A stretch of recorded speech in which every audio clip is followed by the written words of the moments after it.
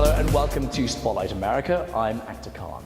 Now, if you haven't noticed already, then either you're an emu with your head firmly buried in the ground or a bear about to go into hibernation. Okay, so that's a bit of a sort of a weird start, if you like, to a very important news story. Today, the government of the United States of America shut down. Let me just repeat that so we're absolutely clear about what I said. The government of the United States of America has effectively shut down. Sounds crazy, doesn't it? Now, that's the richest and most powerful country in the world can't afford to pay for itself. That's what it means, effectively.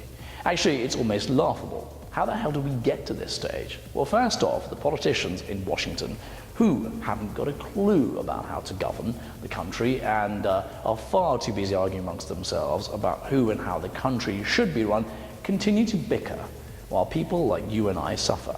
That's basically the tall and short of it, once again, and this is becoming an also boring and tiresome tale. The good old Republican Party, or GOP, have decided that rather than actually quite possibly allowing the biggest social reform in American history, the Obamacare bill, to pass through Congress, they would rather see their principles come first.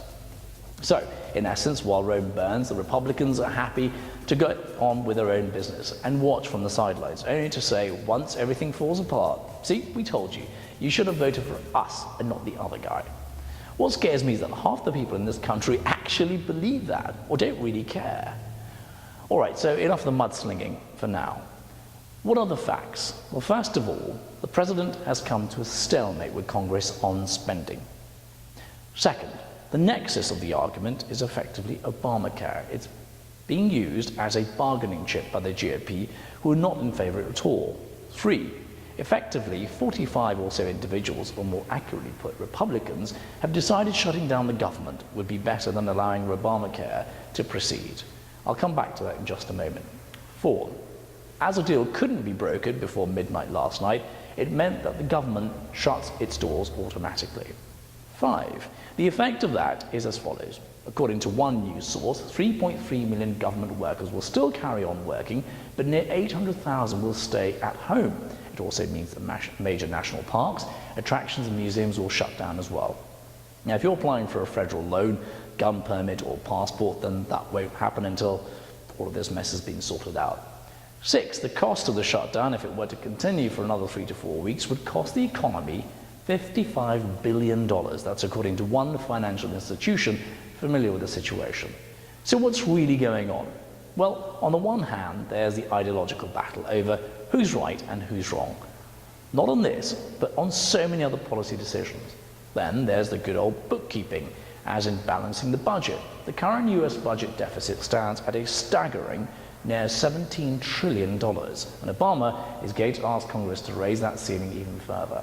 The Republicans are saying enough already. Start making cutbacks to your overspending and start with cutting Obamacare.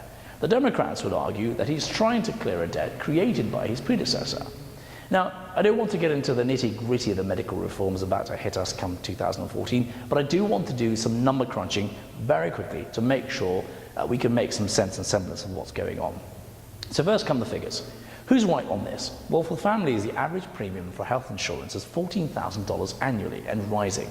According to the Congressional Budget Committee, Obamacare will create a saving of near $124 billion over the next 10 years, though the new health reform is estimated to cost $938 billion over that same period. In effect, Obamacare is about providing mandatory health care to those who can ill afford it or are penalized for one reason or another, be it age, terminal illness, or just being poor.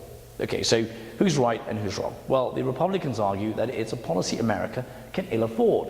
It'll upset the status quo, will deprive companies of their profits, will mean less take-home pay for the worker, etc. After weighing up the pros and cons of both sides of the argument, I'm going to come out in favor of Obamacare. Some of you would say, well, that's to be expected, as I'm supposed to be a die-hard liberal. Some maybe even call me Marxist, for a load of complete and utter dribble. Couldn't be further from the truth, actually. What I'm in favor of is equality, and I'm not talking about communism or socialism.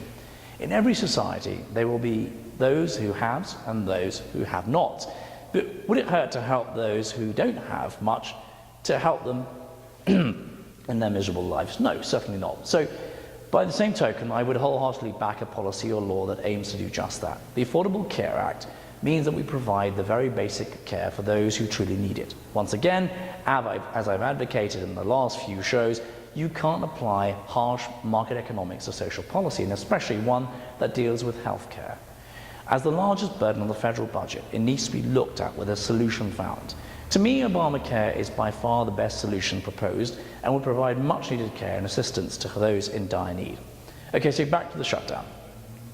Considering what I've just said and taking into consideration the workings of Congress over the last 12 months to try and derail the act, it was only a matter of time before the Republicans chose their moment to strike and sabotage or defunct this crucial piece of health reform and legislation.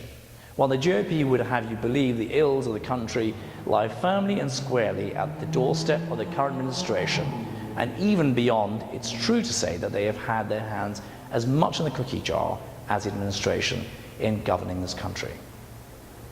Now, though I would applaud a check and balance system, I think after the abuse of power exhibited by Mr. Behemoth and his cronies, it's time to actually have a rethink on just how much power the House has when it comes to policy.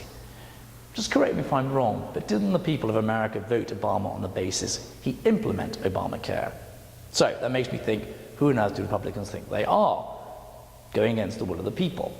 This is nothing but pure sour grapes. As Senator Elizabeth Warren put it aptly, the Republican Party are playing petty politics with people's lives, not only on this issue, but many others that are far more important.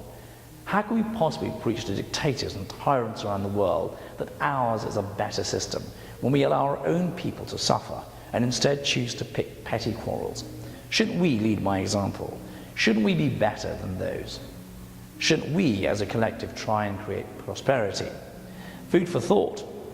Foreign investment in America far outweighs US investments abroad, according to the Department of Commerce, from $4.4 trillion last year to $4.7 trillion this year. Looks like others have more faith in our ability than we do ourselves. But also, that kind of investment makes the US economy more vulnerable.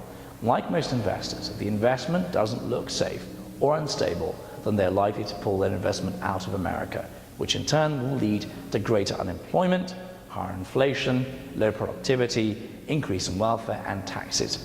You know the rest. Isn't it about time you stop dragging your heels on every policy?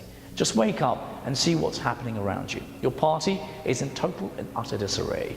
You have no potential presidential candidate. You've lost the confidence of the people, not once, but twice. Your voters are disenfranchised with politics and government. Need I say more? So let's stop arguing, do the right thing, and give in to ideologies. No one has a clue what you're talking about anyway. Well, that about wraps it up for this edition of Spotlight America. As always, I'd very much like to hear from you on what you think we should do about the GOP and the current crisis. Also, if there's anything you see in the news recently that's caught your eye, then you can email us here on the show. Just visit spotlightamericatv.com. But until next time, for me, Actor Khan, and the rest of the team, goodbye and thanks for watching.